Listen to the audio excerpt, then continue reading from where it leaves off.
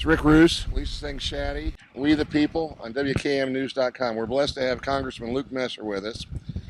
Obviously, Congressman, the biggest thing this week was the Iran deal, or lack of the Iran deal, in the best interest of our country, let alone the world. Yeah, I mean, I voted against the Iran nuclear deal, Rick. I voted against it very simply because it doesn't make America safer. It doesn't make our closest ally in the region, Israel, safer. It doesn't make the rest of the world safer either. The president calls this deal a good deal. Well, if it's a good deal at all, it's only a good deal for Iran. At the end of this agreement, Iran will be closer to a nuclear weapon. They get $150 billion pumped into their $400 billion a year economy. And the only real lever we have pushed back is that they are supposedly to self-police themselves and report to us if they're engaged in nuclear proliferation. It would be laughable if it wasn't so dangerous.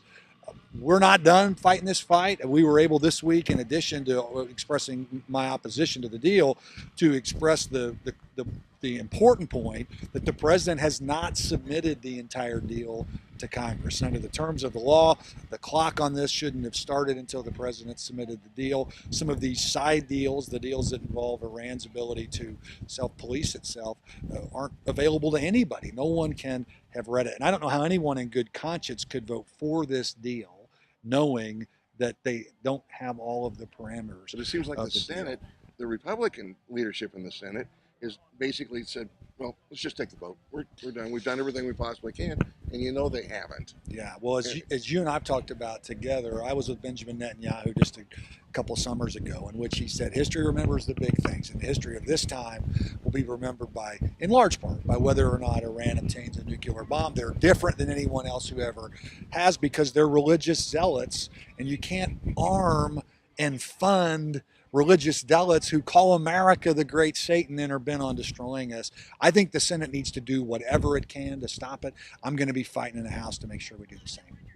Is there anything going on specifically with Planned Parenthood that you'd like to share with us? I mean, they're getting a lot of money, and we find out they're doing a lot of horrible things. What are your thoughts on that? Yeah, I mean, these videos, everyone who sees these videos should be heartbroken. It's un-American. It's unhuman, frankly, much of the activity that we've seen. Planned Parenthood has, for a series of decades, been able to sort of talk about that women's health services they provide and sort of ignore the abortion services that are provided there as well. I think, frankly, those issues need to be separated. Certainly, we want to fund women's health issues, but Yes. but we should not fund Planned Parenthood right now, given what we have seen to be going on there. I will be voting next week on legislation that would end funding to Planned Parenthood for the next year so that there's time to investigate what's going on there. I think we need to look at taking the women's health funding that Planned Parenthood receives, and frankly, putting into law that those dollars should only go to entities that don't perform abortions. Remember, in all of this, if someone wants to support Planned Parenthood with their charitable contributions, they can do Yes. that. No one's Yes. saying they can't. This is about what we're going to do with With taxpayer tax dollars. Yes. And so that's what I support. Of course, we also have at the end of this month, the spending debate, and I'm somebody who has said I won't be able to vote for spending legislation that includes funding for Planned Parenthood. We have to be able to attach these prohibitions, or I won't be able to vote for it. Isn't it already against the law to kill a baby and sell the parts? That's just. That is right. I mean, these activities are against the law. I think there are further steps we could take in the law. I mean, for example, I think we should look at legislation that says that in the event of an abortion, there ought not be use of fetal tissue that is the product of an abortion. There's legislation out there that might include those prohibitions as well. It's something we're focused on trying to stop. I think it will take a lot of energy over the next several weeks, and we're certainly going to be fighting to do it. Is there anything else you think that you're so good about coming and seeing the constituents and being available to talk? I mean, what's something that you really want to share other than what we're asking? It's great to be here at the Randy Five picnic. This, to me, the thing that I'm concerned about as a leader is I just see a nation that's very divided. We had a president who promised he was going to unite us, and in the end, he's become the great divider for our country. And one of my favorite luminaries, and many of us have heard Winston Churchill, who used to often say that America always does the right thing once she's exhausted every other option, right? And so I want to continue to have faith in America and continue to have faith in the fact that the good Lord's still in charge around here too, and find ways that we can come together.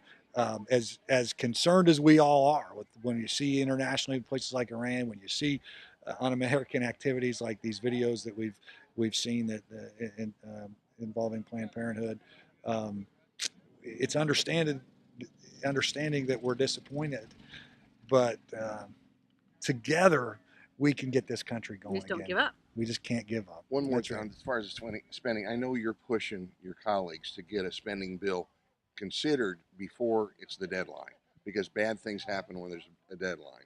Yeah, I mean, I've told our leadership that we should have a spending bill out next week that does the things that is focused on our priorities, and frankly, it makes clear that we don't think that there should be funding for Planned Parenthood right now. Let's have a conversation over 2 or 3 weeks when we act like junior high kids cramming for our homework at the end of the year. It puts the president in a position of strength, because then the first time he sees the bill, if he rejects it, there's a shutdown. I think this is a debate that we need to have over the next several weeks, not one that we just have at the 11th hour. And that's what we're pushing to have happen.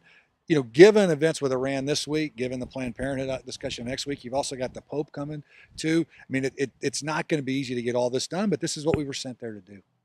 Well, we thank you for your time, Congressman. We're blessed to have you as our representative, and God bless you. And you're in many people's prayers throughout the district. There's no kinder compliment than to hear that. Thanks you guys for your friendship. Thank you for your time. Yeah.